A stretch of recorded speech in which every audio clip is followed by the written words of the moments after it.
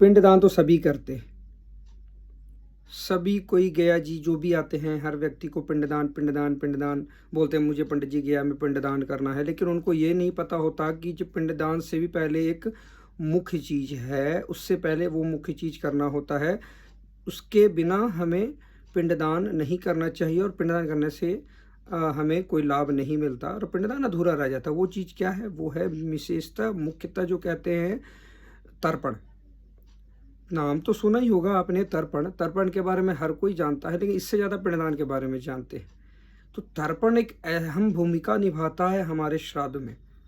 बिना तर्पण का श्राद्ध होता ही नहीं, और बिना तर्पण का अगर आप पितरों को भोग भी लगाते हैं तो भी वो ग्रहण नहीं करते। तर्पण एक बहुत ही अहम भूमिका निभाता है हमारे पितरों के लिए और हमारे जीवन में, तो श्राद्ध में भी। तो अगर आप भी तर्पण करते हैं तो कुछ लोगों के मन में सवाल ये भी पैदा होता है कि क्या हम गया जी में तो तर्पण कर सकते ही हैं, किसी तीर्थ पे तर्पण तो कर सकते ही हैं, आसपास कोई पवित्र नदी हो जैसे गंगा यमुना सरस्वती नर्मदे सिंधु कावेरी, इसमें से कोई भी आसपास कोई पवित्र नदी है वहाँ जाकर भी तर्पण कर सकते। तो लेकिन सबसे इम्पोर्टेंट बात यह है कि क्या हम घर में भी तर्पण कर सकते हैं या सिर्फ तीर्थों पे ही हमें तर्पण करने का अधिकार है? अगर घर में करते हैं तो कोई दोष लगता है या नहीं लगता है? आज इसी के बात पे हम, इसी टॉपिक पे हम आज चर्चा करते हैं आपके बीच में। आज इस वीडियो के माध्यम से मैं यही आपको स्पेशल बताऊंगा कि क्या घर में भी आप तर्पण कर सकते हैं या नहीं कर सकते।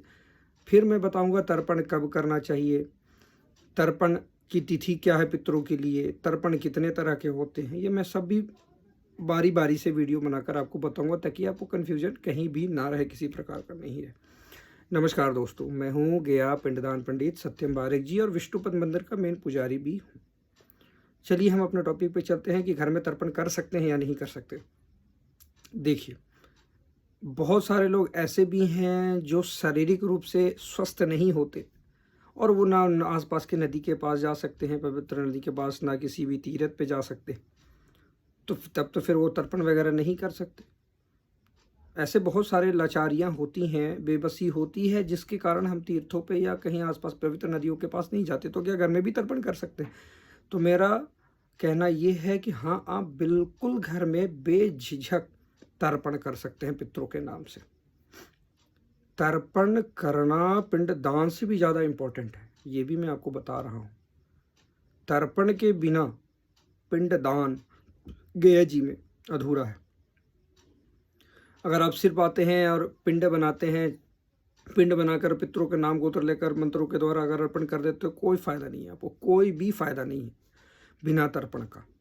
जितना पिंडदान इम्पोर्टेंट है उतना ही हमारा तर्पण इम्पोर्टेंट है। मीन्स कहिए 50-50 है, इसके बिना वो अधूरा और पिंड के बिना तर्पण अधूरा। तो बिना तर्पण का तो श्राद्ध पूरा होगा ही नहीं। तो घर में भी आप तर्पण कर सकते, कोई दिक्कत नहीं है। क्या दोष लगता है क्या घर में तर्पण करने पे? नहीं, ऐसा कहीं भी प्रमाण नहीं है।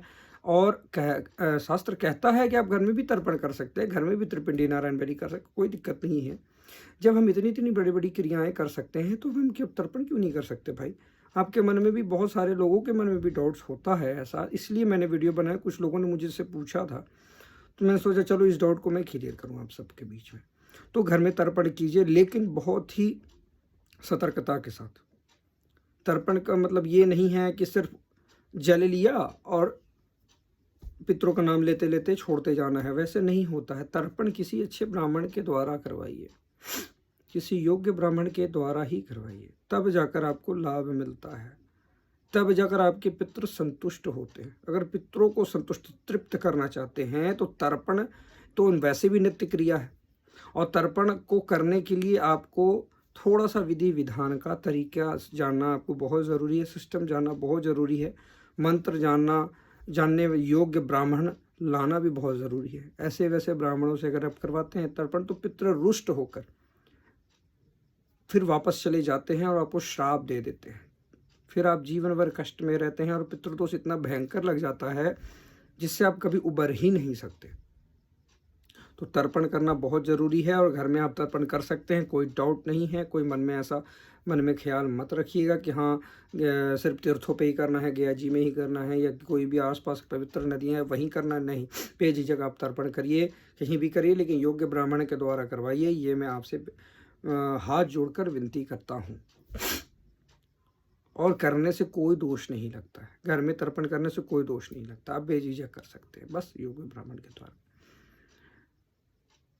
तर्पण मीन्स जल देना होता है।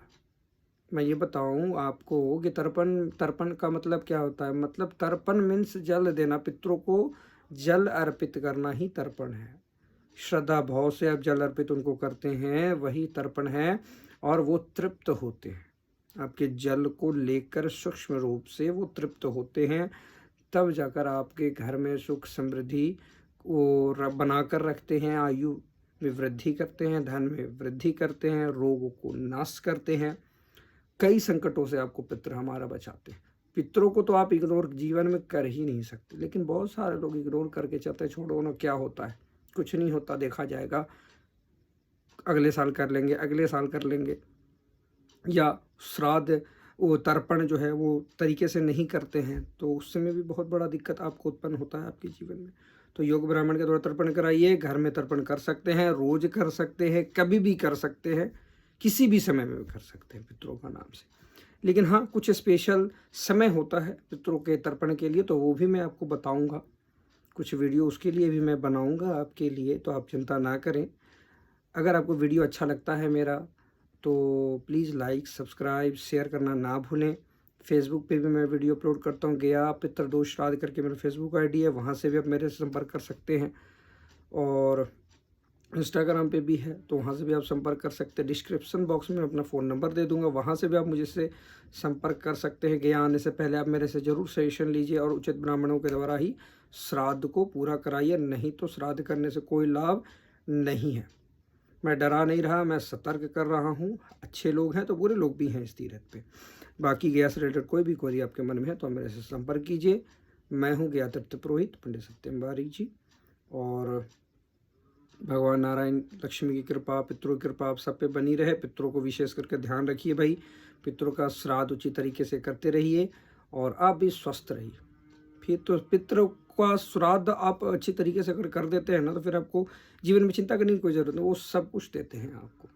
क्योंकि बिना पितृ की पूजा श्राद्ध के उचित तरीके से करने के नहीं करते हैं अगर आप, तो फिर आपके भगवान जिसकी पूजा आप कर रहे हैं वो भी संतुष्ट नहीं होते और वो आपकी पूजा को एक्सेप्ट नहीं करते।